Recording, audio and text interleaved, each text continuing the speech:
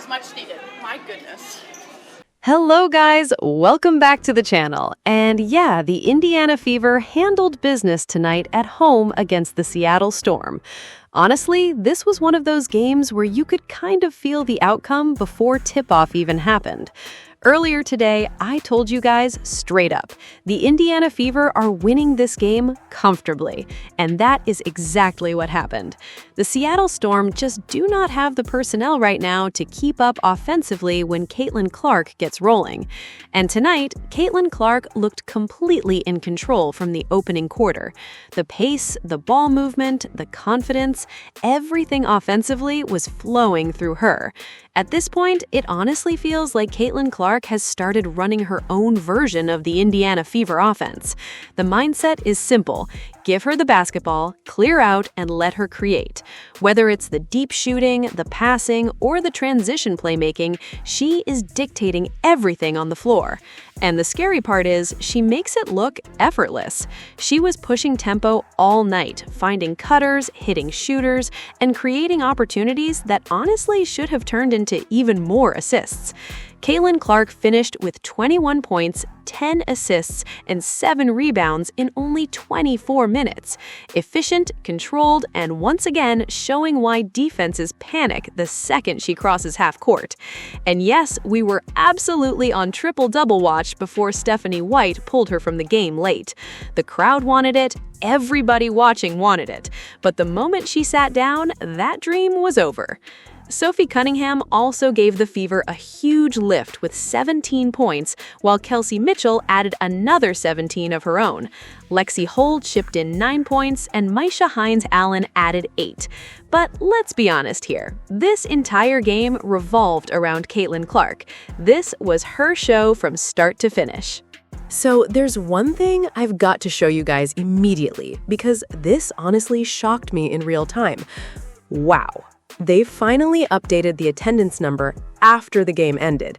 I literally checked this like 5 minutes before it updated, and the number was not even posted yet. But now it's official. 14,505 people attended the game tonight. And I've got to be honest with you. I believe that is officially the lowest attended regular season game of the entire Caitlin Clark era so far. That is actually crazy to think about when you consider the arena holds around 17,274 people. They were nearly 3,000 seats short tonight. And when I looked online earlier, there were tickets available for like $8. $8! That is honestly unbelievable considering the level of attention Caitlin Clark normally brings everywhere she plays. Now, another thing that stood out during this game was what happened whenever Caitlin Clark went to the bench. She sat for stretches in the second quarter and then again for a good amount of the fourth quarter. And you know what happened? Seattle outscored Indiana in both quarters. And look, Seattle does not even have major star power right now. There are no true superstars on that roster. It's basically a collection of role players and character pieces trying to grind out games through effort and execution. That tells me Indiana's second unit still has problems. The bench production just is not where it needs to be yet. And remember, Aaliyah Boston did not play tonight because of injury, which obviously matters a lot. But still, that attendance number? Wow, that genuinely surprised me. Right there. So Caitlin Clark at the half, 16 points, 6 assists, and 1 block. She is the system, correct? That is correct. Caitlin Clark converts a pass from Michaela Timpson. Let's check it out.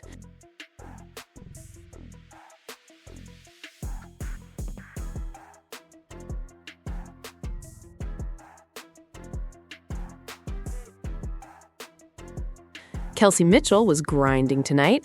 Nice little lay-in after the steal. Timpson is coming along, folks. Don't look now. She is coming along. Caitlin Clark finding her 3-ball early.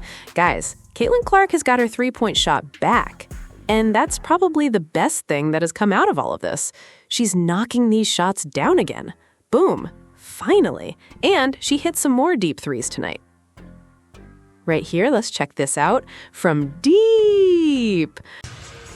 Ooh, Cunningham from the hash mark. Yes, ma'am! Sophie Cunningham saying, Caitlin Clark, anything you you can do. I got you, teammates. Okay, check this out. This is going to be Sophie Cunningham blocking a shot and then, bless her heart, celebrating. That is so good. So good. Sophie really showed up tonight for this Indiana Fever team. It was impressive. Wow. So yeah, the Indiana Fever got the win tonight. And look, before anybody says, why don't you sound more excited? It's because honestly, this is a game they were supposed to win. The Seattle Storm team is just not very good right now. They do not have the firepower, they do not have the star talent, and Indiana absolutely should have handled business against them. And to their credit, they did. But the biggest thing for me tonight was not even the final score. The biggest thing was seeing Caitlin Clark finally look like Caitlin Clark again. That confidence was back, the aggression was back, the pace was back. She looked like a player who finally decided, enough of this. Give me the basketball and let me run the offense my way. And when Caitlin Clark starts playing in rhythm and playing in space, the league honestly struggles to contain her. I said it earlier online, and I still believe it. When Caitlin Clark is operating in her own system, the WNBA cannot hold her. Period. She was pulling shots confidently, controlling the tempo, creating opportunities for everybody, and you could feel Seattle struggling to keep up with her movement all night. And honestly, we were headed toward a triple-double watch situation before Stephanie White pulled her from the game. The second she went to the bench, everybody already knew the triple-double conversation was finished. Now, I already know what the explanation is going to be: injury precautions. Fine, I understand some fans agree with that approach. Me, personally, if a player is healthy enough to be on the floor, then let them play. That's how I've always viewed sports. Anyway, we may have another interesting story tomorrow because apparently Venom on Venom Reacts caught a moment involving Caitlin Clark and Stephanie White going back and forth on the sideline.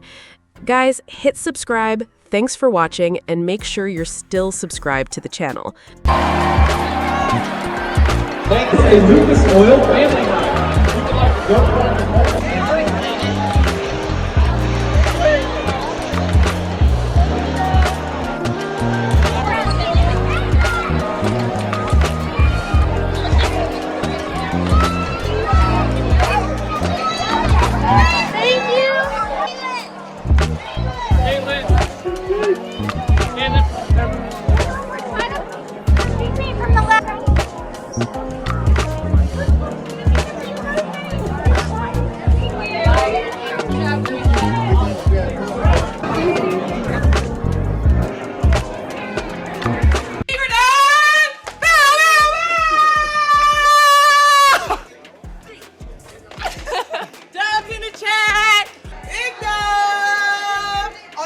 Sunday. Hello.